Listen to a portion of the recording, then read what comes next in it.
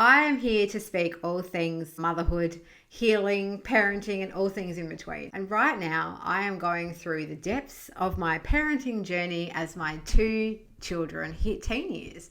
And this weekend in particular was fascinating. And I say fascinating because I don't want to look at teenage years as something to be scared of. I speak to so many mums and they all say, oh my God, I'm so scared about when my kids are going to get to those years, because we remember what we were like. And I want to talk to you a little bit about what I was like. I was a rebellious teenager. I rebelled hard against the control that my parents were trying to put on me. Also, I rebelled against the fact that I didn't feel seen or heard or validated or held a lot of the time in my emotions and what I was going through. So I went looking for that in other areas. Yes, some of those areas were not healthy.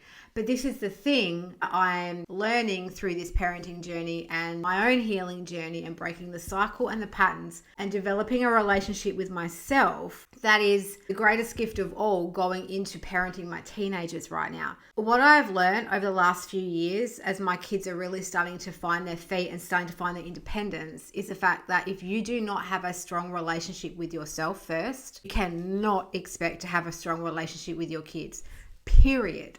Will not work. They are watching your behavior. They are not listening to a word that you say. They're going to be watching what you do. And if you are having this real hard time with loving yourself, respecting yourself, having boundaries for yourself on the day-to-day, you haven't got any chance in hell of being able to support them through theirs. If you can't hear and see and validate your own self in your own relationship, if you are not a trusting, safe place for you first, you're not going to be a safe and trusting place for your kids. And that is something that I will stand behind as the catalyst of how you're going to get through your teenage years with your kids. If you have young kids right now and you're listening to me, please hear this conversation as an opportunity to start inquiring into your own relationship with self, own safety and trust within yourself. Because once you establish that and you use that as the foundation for your kids to go out into the world in,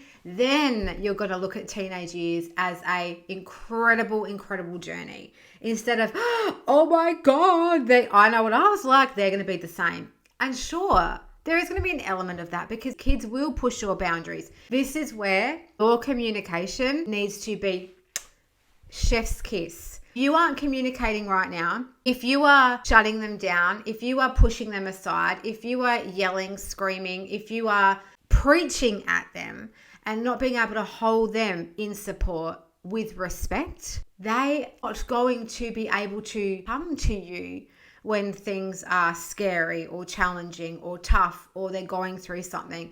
They're not going to come to you. They're going to hide it, just like I hid my stuff, just like you hid your stuff. And then we wonder why. And then we question, how come my kid doesn't talk to me? The amount of work I've had to do on myself, the amount of triggers that are coming up for me right now with my kids, especially my daughter, my son too, in a different kind of a way. I think it's because she is a daughter and because I know the consequences of her going forward to birth a child of her own one day. We really have to accept that the woman is the lead role in everything in life, period. I don't care how much you want to challenge me on that. Leading energetic force in the world. We do go on to birth children. We are the leading energy, the world. We are leaders here. Our partners need to play a role in that. And this is, again, relationship is going to be the catalyst. It's going to be the foundation, the stepping stone for everything we do. And that's why children right now are the perfect teaching tool, because they're going to show to us exactly the areas in our life, in our healing, in their life, in their healing, in our growth, in their growth, that is going to start to change the dynamic of your relationship with them and with yourself. The deeper I go into this work, the deeper I can take my kids. You can only expect your children to respect you, the depth and level of respect that you have for yourself. And right now, if you're not loving yourself, if you're not nurturing yourself, if you're not creating safety in yourself, if you're not creating boundaries with yourself, your kids are not going to have any hope in doing the same for themselves. It's a fact of life. And I'm gaining more and more authority when I say this, because I'm literally embodying this work every single day. As my 16 and 14-year-old are really starting to push me to my edges, push me to the edge of my emotions, to my feelings, to question my behavior, past, present, and future. Like, all of it combined is incredible. And I'm not coming to teenage years anymore with fear. I did. Believe me, I did. I speak openly to my kids about how I was at their age, as a way of showing them not what not to do, a way of showing them how much can be changed if we change the perspective. I'm able to create that space and hold them and talk them through that. That allows them to see the work, that allows them to inquire into their behaviors, that allows them a way to challenge their thoughts and their beliefs and their behavior before it becomes problematic. We talk about, I'm open and my kids share with us everything, and we talk about everything, and that is amazing. That is amazing. I want to still continue to celebrate that and to support you on that journey with that. However, there's talking and then there's action behind it. The two can be very disconnected if you're not careful.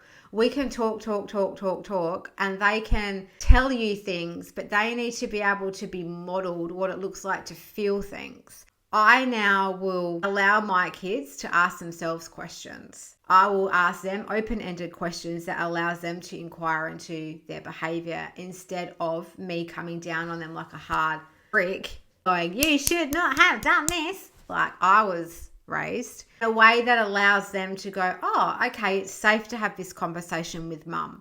Safe for me to share my feelings with mum. Safe for me to break down in front of mum. It's safe because I've seen her do it. My kids have seen everything from me, seen the way I have experienced and felt my lows, and how I then come back as a family and talk about it and share about it and make it a common thing to do.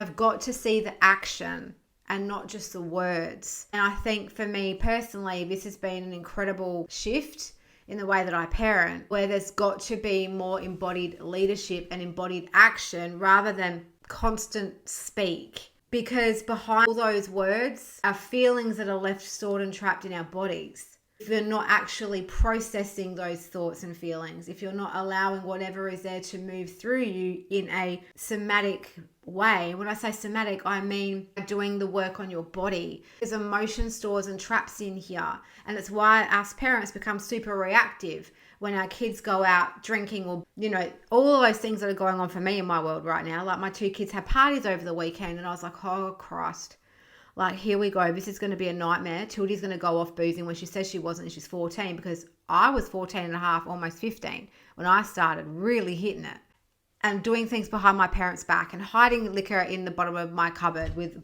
shirts and towels and Christ knows what on top. All of that stuff. I was being triggered by that originally because I hadn't processed those feelings that I was going through in my body. So this is why we become super reactive, because we're going by our body wisdom, our body's intelligence, what it remembers, because our body remembers things that our mind simply cannot. It holds onto these things, and that's why we become these super reactive parents. And that's why a lot of the time when we don't create the space to stop, catch our breath, to question what we're going to say next before we say it, this is where we become reactive, and this is where our kids simply shut down because they aren't being seen or heard. We've got to, as parents, become better at releasing what is there for us. I've had to do so much work on my inner child because, wow, she was really, really traumatized. And I say traumatized because of situations and experiences that I've been through that I had nowhere to go with it. No one heard me. I didn't speak about it with anybody. I shut it down and buried it and thought something was wrong with me. Just got on with life, swallowed a cup of concrete and kept going. That is the problem. So we have got this emotional body that is calling the shots and is coloring our experience of motherhood and parenting. So I want to invite you to think about your body, your emotional body, where that might be blocking you right now from having the parenting experience and the motherhood experience that you want, stopping you from having the relationship you want with yourself and with your kids and your partner and your colleagues and everybody in life. Everything is built on relationships. We've got to get better at building a relationship with ourselves safety within ourselves so that we can experience life in a different way. So we can show our kids that we are there for them because we are there for ourselves.